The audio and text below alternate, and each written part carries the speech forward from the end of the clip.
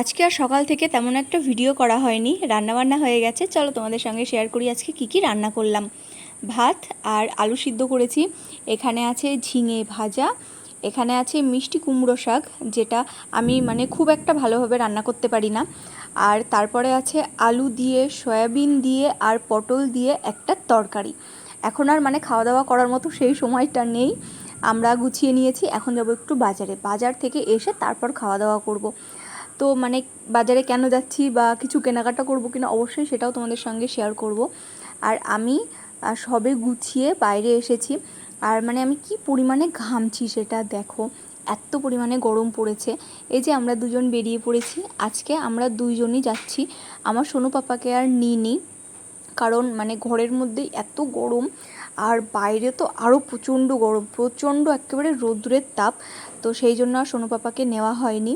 তারপর এই যে আমরা চলে এসেছি স্টাইল জোনে। আমি বিয়ের পর থেকেই দেখি আমার হাজব্যান্ড ওখান থেকেই ওর নিজের গেঞ্জি হোক বা যেটাই হোক ওখান থেকেই কেনে। তো তারপর টুকটাক কেনাকাটা করে আমরা বাড়ি আসার সময় এখানে একটু আখের রস খেয়ে নিচ্ছিলাম। তো চলো তোমাদের সঙ্গে শেয়ার করি কী কেনাকাটা করলাম আজকে। এই যে এখানে আছে একটা গেঞ্জি, আমার জন্য, হ্যাঁ আমার জন্য একটা জিনিস কিনেছি, সেটাও দেখাবো। আর এখানে আছে আরেকটা গেঞ্জি। আর টোটালি আজকে 4টে গেঞ্জি এখানে কেনা হয়েছে, 4টেই তোমাদের দাদাভাইয়ের আর কি। আমরা যেহেতু আর কয়েকটা দিন পর ঘুরতে যাচ্ছি, তো ওই জন্য তাড়াহুড়ো করে তার মধ্যেই শপিংগুলো সারছি আর কি। এমনি নর্মাল সময় এত শপিং আমরা করি না, যেহেতু একটু ঘুরতে যাব সেই জন্যই আর কি বেশি কেনাকাটা করছি।